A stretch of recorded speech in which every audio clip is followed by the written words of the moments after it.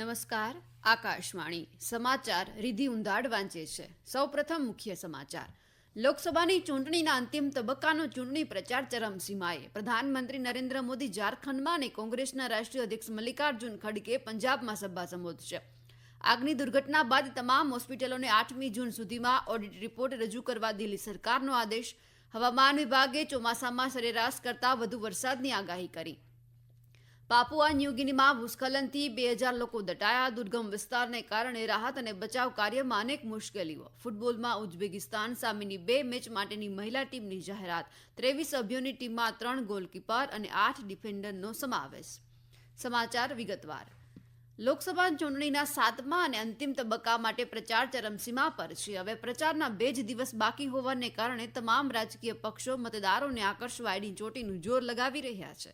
આજે પણ તમામ પક્ષોના નેતાઓ આક્રમક પ્રચાર કરશે, જેમાં પ્રધાનમંત્રી અને ભાજપના વરિષ્ઠ નેતા નરેન્દ્ર મોદી આજે ઝારખંડના દુમકા એરપોર્ટ ગ્રાઉન્ડ પર ચૂંટણી સભાને સંબોધશે.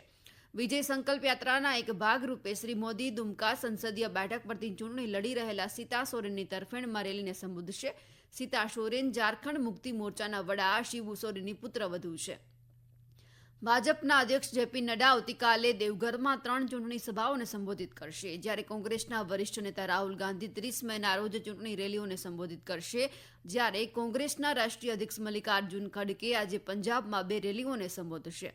1 જૂનના રોજ ચૂંટણીના અંતિમ તબક્કા દરમિયાન ઝારખંડના સંથાલ પ્રદેશના ગોડા, દુમકા અને સાહિબગંજમાં 3 મત વિસ્તારોમાં મતદાન યોજાશે.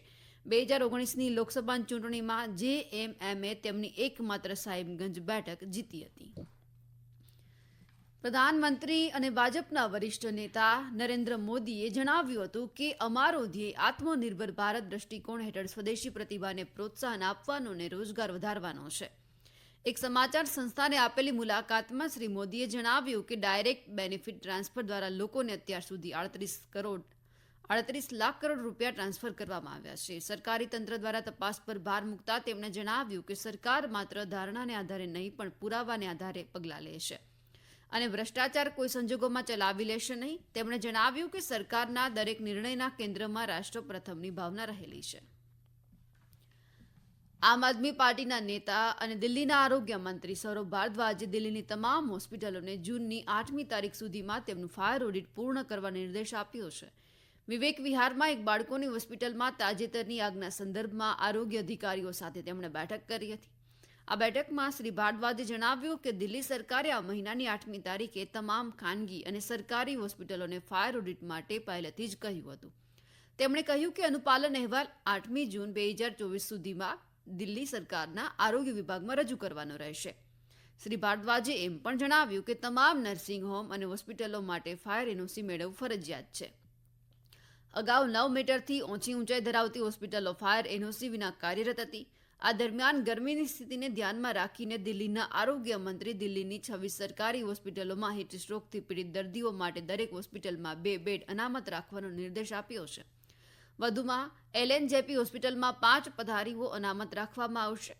બીજી તરફ ભાજપે આ દુર્ઘટના માટે દિલ્હી સરકારને જવાબદાર ગણાવી છે. દિલ્હી ભાજપ અધ્યક્ષ વિરેન્દ્ર સચદેવાએ આરોપ લગાવ્યો કે હોસ્પિટલે જરૂરી માપદંડોને પૂર્ણ કર્યા નથી, તેમ છતાં વહીવટીતંત્રે તેને મંજૂરી આપી હતી. રાજકોટની ગેમ ઝોન દુર્ઘટનાના પગલે ગુજરાત સરકાર કડક પગલાં લઈ રહી છે. રાજ્ય સરકારે રાજકોટના પોલીસ કમિશનર રાજુ ભાર્ગવ અને મ્યુનિસિપલ કમિશનર આનંદ પટેલની બદલી કરી દીધી છે, જ્યારે એડિશનલ પોલીસ અધિકારી વિધિ ચૌધરીની પણ બદલી કરી દેવામાં આવી છે. રાજકોટના ડેપ્યુટી પોલીસ કમિશનર ઝોન બીના સુધીરકુમાર દેસાઈની પણ બદલી કરી દેવાઈ છે. રાજકોટ ગેમ ઝોન દુર્ઘટનામાં રાજ્ય સરકારે 7 અધિકારીઓને તાત્કાલિક અસરથી ફરજ મોકૂફીના આદેશ આપ્યા છે.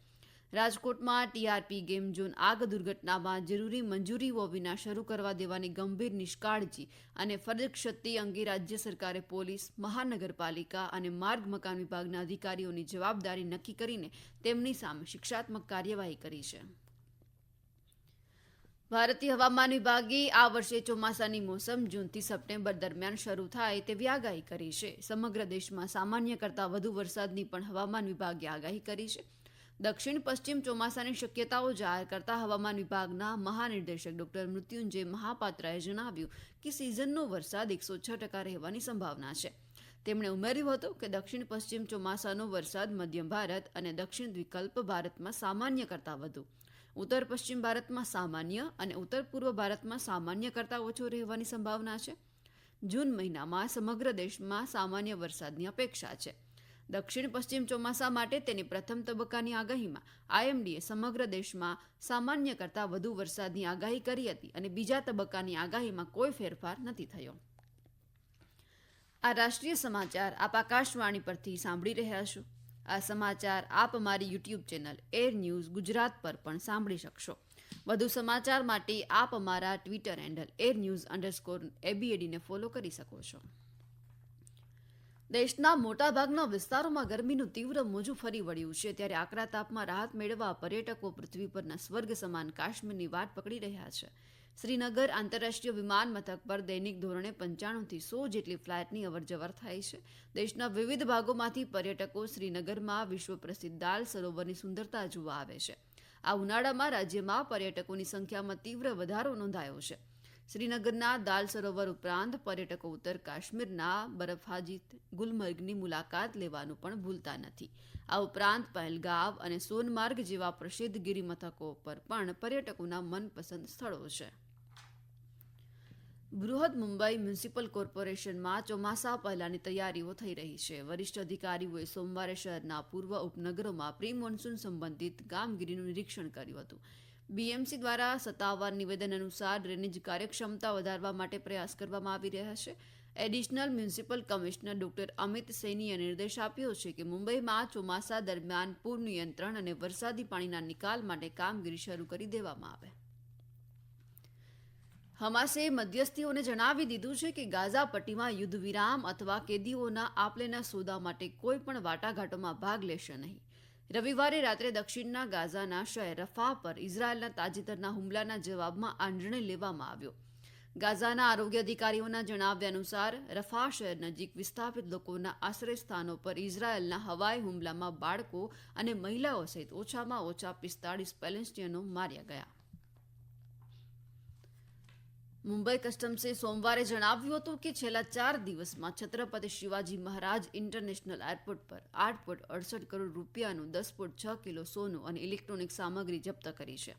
તદુપરાંત 31 કેસમાં વિદેશી ચલણ પણ જપ્ત કરવામાં આવ્યું છે.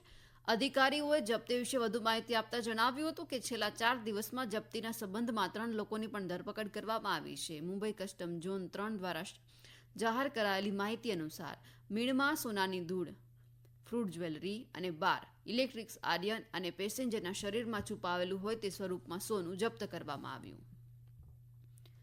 પાપુઆ ન્યૂ ગિનીમાં શુક્રવારે થયેલા ભૂસ્ખલનમાં આશરે 2000 લોકો દટાઈ ગયા હોવાનું માનવામાં આવે છે. રાષ્ટ્રીય આપત્તિ કેન્દ્રએ સંયુક્ત રાષ્ટ્રની જાનહાનિનો નવો આંકડો આપ્યો છે, જે અગાઉના અંદાજની સરખામણીમાં અનેક ગણો વધુ છે. બચાવકર્તાઓ અંતરિયાળ વિસ્તારોમાં મૃતકોને શોધવામાં મુશ્કેલી અનુભવી રહ્યા છે. અહીં સુધી ભારે ઉપકરણો અને રાહત સામગ્રી પહોંચાડવામાં અડચણો આવી રહી છે. આ વિસ્તારમાં સતત પથ્થર પડી રહ્યા હોવાથી અને જમીન પર સતત દબાણ વધી રહ્યું હોવાથી પણ જોખમ વધ્યું છે.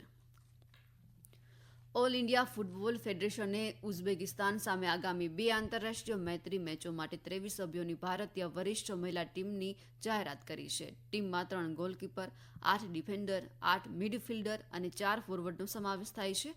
ભૂતપૂર્વ રાષ્ટ્રીય ખેલાડી લંગમ ચાઓબા દેવી મુખ્ય કોચ રહેશે.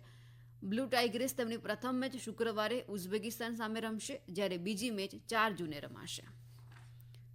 ફ્રેન્ચ ઓપન ટેનિસમાં ભારતીય ખેલાડીઓ રોહન બોપન્ના અને યુકરી ભાંભરી આવતીકાલે પેરિસમાં મેન્સ ડબલ્સના પ્રથમ રાઉન્ડમાં તેમના અભિયાનની શરૂઆત કરશે. અંતે મુખ્ય સમાચાર ફરી એકવાર. લોકસભાની ચૂંટણીના અંતિમ તબક્કાનો ચૂંટણી પ્રચાર ચરમસીમાએ. પ્રધાનમંત્રી નરેન્દ્ર મોદી ઝારખંડમાં અને કોંગ્રેસના રાષ્ટ્રીય અધ્યક્ષ મલ્લિકાર્જુન ખડગે પંજાબમાં સભા સંબોધશે. આગની દુર્ઘટના બાદ તમામ હોસ્પિટલોને 8મી જૂન સુધીમાં ઓડિટ રિપોર્ટ રજૂ કરવા દિલ્હી સરકારનો આદેશ. હવામાન વિભાગે ચોમાસામાં સરેરાશ કરતાં વધુ વરસાદની આગાહી કરી. પાપુઆ ન્યૂ ગિનીમાં ભૂસ્ખલનથી 2000 લોકો દટાયા. દુર્ગમ વિસ્તારને કારણે રાહત અને બચાવ કાર્યમાં અનેક મુશ્કેલીઓ. ફૂટબોલમાં ઉઝબેકિસ્તાન સામેની 2 મેચ માટેની મહિલા ટીમની જાહેરાત. 23 સભ્યોની ટીમમાં 3 ગોલકીપર અને 8 ડિફેન્ડરનો સમાવેશ. આકાશવાણી પરથી સમાચાર પૂરા થયા.